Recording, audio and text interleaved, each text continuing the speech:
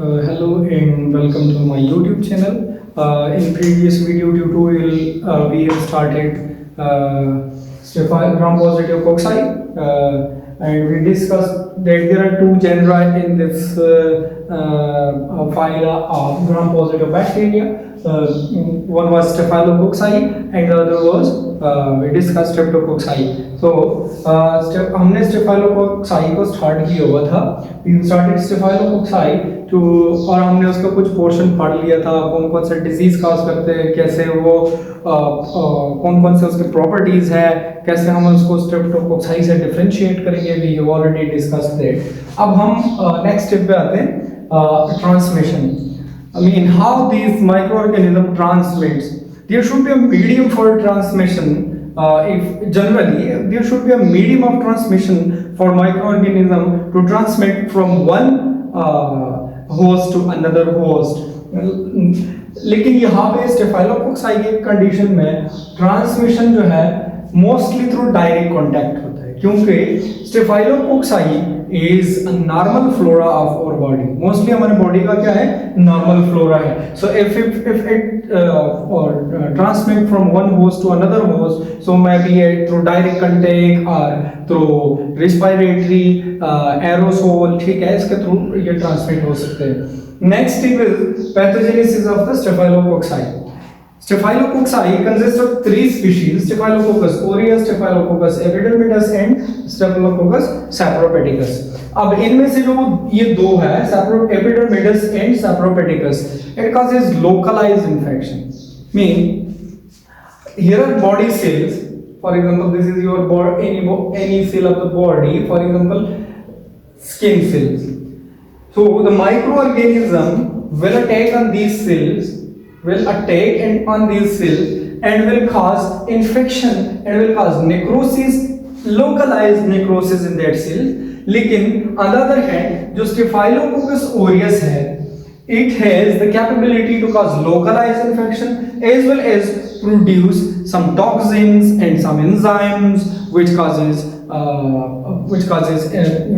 infection or which causes effect somewhere far apart from the infection site.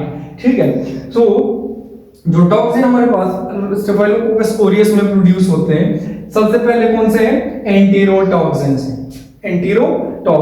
एंटीरोटॉक्सिन जो है causes food poisoning. How it causes food poisoning?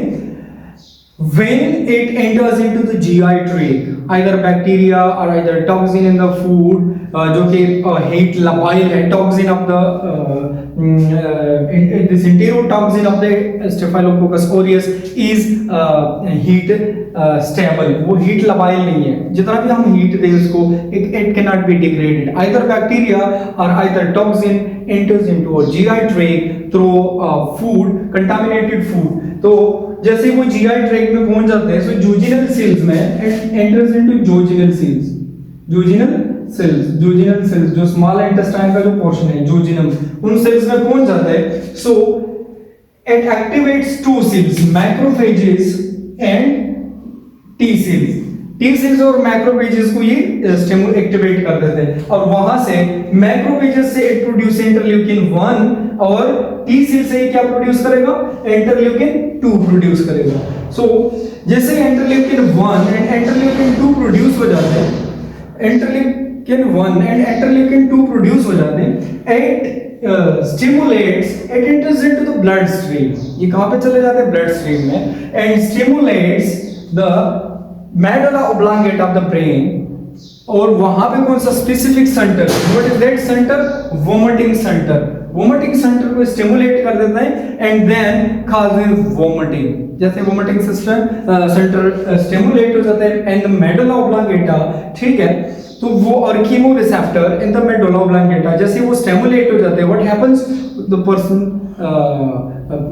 Vomit, फिर बंदे को क्या हो जाता है, वोमिटिंग हो जाता है. ठीक है, that's how it causes food poisoning. The second toxin is toxic shock syndrome toxin.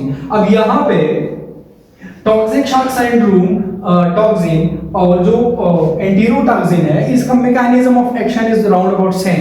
दोनों क्या कर देते हैं, टॉक्सिक शॉक सिंड्रोम टॉक्सिन जो है it also stimulate the macrophages and T cells to produce interleukin 1, interleukin 2 and tumour necrosis factor, and these inflammatory factors enters into the blood circulation और फिर जाके नर्वस सिस्टम को क्या कर देते हैं, अफेक्ट कर देते हैं, and the person goes into shock and causes the shock. और पर उस बंदे में, जिस बंदे में टॉक्सिन है, either bacteria living bacteria is there और either toxin entered into their body, into his body an excessive amount, ठीक है, तो उसको क्या हो जाता है, शॉक हो जाता है। The next one is exploiting और एक्सप्लॉइटिंग, ठीक है। Exploiting causes scalded skin syndrome, scalded skin syndrome and children, बच्चों में ये क्या करते हैं, scalded skin syndrome. Now what is scalded skin syndrome? बच्चों का आप लोगों ने अक्सर देखा होगा स्किन उतर रहा होता है, तो स्किन उतरने वाले प्रोसेस को हम क्या कहते हैं, स्केल्डेड, उस कंडीशन को हम क्या कहते हैं, स्केल्डेड स्किन सिंड्रोम कहते हैं। अब स्केल्डेड स्किन सिंड्रोम जो है it is caused by exploiting produced by Staphylococcus aureus। अब ये exploiting बेसिकली क्या करता है, it cleaves the desmogellin, ये डिस्मोजेलिन को क्या कर देता है, क्लीव कर देता है। कैसे क्लीव कर देता है? This exploiting acts as a protease enzyme। अब यहाँ पे जो एपिडर्मल सेल है, these are एपिडर्मल सेल, इन एपिडर्मल सेल में there are very specific substance और very specific organelle का डिस्मोसोम।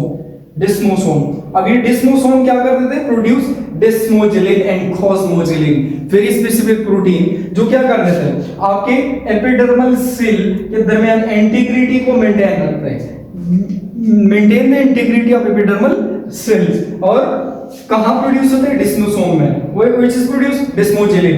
अब ये exploiting basically cleaves this desmoglein, for example this is your normal functionally desmoglein, so the exploiting will come and will attach here और क्या करेगा, इस डिस्मोजेलिन को क्लीव करेगा, सेपरेट पोर्शन में डिवाइड करेगा। So after the cleavage of this desmoglein, जो integrity of the epidermal cell है वो क्या होगी, मेंटेन नहीं रहेगी। सो इसकी वजह से क्या होगा, epidermal cell will cleave and will disintegrate from each other. So जो स्किन है, upper part of the skin है, वो क्या हो जाएगा, disintegrate and will shed down, और क्या होगा, उसकी शेडिंग होगी, स्किन शेडिंग होगी, ठीक है। अब क्या है, नेक्स्ट है आपके पास पीवी ल्यूकोसिडिन। पीवी ल्यूकोसिडिन क्या कर देते हैं, it is another endotoxin, it attacks on the white blood cell, white blood cell पे क्या कर देते हैं, अटैक कर देते हैं, और उसकी मेम्ब्रेन प्रोटीन को, like there are vertical protein and horizontal protein in the membrane of the cell, in the cell membrane of the blood cells. तो ये इन वर्टिकल और हॉरिजॉन्टल प्रोटीन को क्या कर देते हैं, डिस्ट्रॉय कर देते हैं, और उसकी जो integrity of the cell membrane है, जो fluidity of the cell membrane है, उसको डिस्ट्रॉय कर देते हैं। Destruction of this fluidity causes what, it will change the permeability and structure of the cell membrane। so उसकी वजह से जो substance है, permeability quality है, जो barrier है cell membrane के, वो क्या हो जाएंगे, वो disrupt हो जाएंगे। so due to this disruption white blood cell or blood cell will destroy, ठीक है। another one is alpha toxin। Alpha toxin and PV leukocidin acts in the same way, लेकिन ये क्या है, specially attacks on blood cells, और alpha toxin क्या करते थे, it attacks on somatic cells. ये सोमैटिक सेल्स पे जाकर उनके जो सेल मेम्ब्रेन है, उस सेल मेम्ब्रेन की इंटीग्रिटी को ये डिस्टर्ब कर देता है, और after disturbance of this somatic cell membrane what will happen, lysis of the somatic cell will happen, ठीक है। So that's how the pathogenesis or the pathogenic mechanism of the Staphylococcus aureus and Staphylococcus epidermidis and Saprophyticus occur. Now the last but not the least is the lab diagnosis. What test should be recommended for staphylococcal infections, and what as a laboratorian or as a physician, what test you will as a physician what test you will recommend, and as a laboratorian what test you will have to perform, ठीक है। So as a physician you will have to recommend gram staining smear and culture। And Azadirachta when you gram stain and culture these bacteria, ठीक है, on blood agar, mostly इसको हम किस पे कर देते हैं, ब्लड एगर पे कर देते हैं, ब्लड एगर पे, ब्लड एगर पे कर देते हैं, ब्लड एगर पे। ग्राम स्टेनिंग के बाद हमें क्या पता चलता है, it is a gram positive bacteria, ठीक है। और दूसरा क्या, ग्राम स्टेन स्मेयर से हमें दूसरा क्या पता चलता है, colonial morphology, either it is grape-like structure or either it is chain-like structure, so we differentiate basically streptococci and staphylococci from each other। फिर कल्चर की जो मॉर्फोलॉजी है उस वो जो है उसको भी हम चेक कर लेते हैं नेक डाई से। सो अगर गोल्डन येलो कलर कॉलोनीज है, so your mind should click which microorganism is this, which species is this, Staphylococcus aureus। go back to the previous lecture और हमने वहां पे एक चीज डिस्कस किया था कि this Staphylococcus aureus have a capability to produce a very specific substance, a very specific pigment which is called xanthin, and this xanthin gives golden yellow color to the colonies of Staphylococcus aureus। ठीक है, फिर next आता है आपके पास biochemical testing. Biochemical testing में हम कौन कौन से करते हैं, coagulase and catalase, coagulase and catalase. Coagulase Staphylococcus aureus, this one Staphylococcus aureus is coagulase positive and as well as catalase positive, but the remaining two epidermidis and saprophyticus is catalase positive but coagulase negative, ठीक है। फिर next आता है आपके पास bacitracin sensitivity test। so these two, epidermidis is bacitracin sensitive and Staphylococcus aureus and saprophyticus are bacitracin resistant substances, resistant bacteria। now the last thing is treatment of the Staphylococcal infection, ठीक है। सबसे पहले जो हम देंगे sensitivity culture, after culture sensitivity testing, penicillin G is sensitive, तो हम सबसे पहले कौन सा ड्रग देंगे, पेनिसिलिन जी।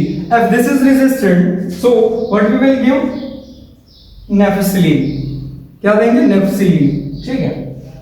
अब यहां पे हम पेनिसिलिन के थ्रू, पेनिसिलिन सेंसिटिविटी के थ्रू एक और स्ट्रेन जो है, जो रेजिस्टेंट स्ट्रेन, ठीक है, हम क्या करते हैं, डिटेक्ट कर देते हैं, और उसको हम क्या कहते हैं, एमआरए से, मेथिसिलिन रेजिस्टेंट और मेथिसिलिन रेजिस्टेंट स्टेफाइलोकोकस ऑरियस।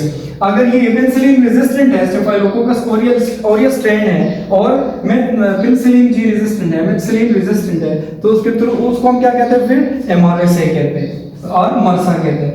फिर the next one is नेफिसिलिन।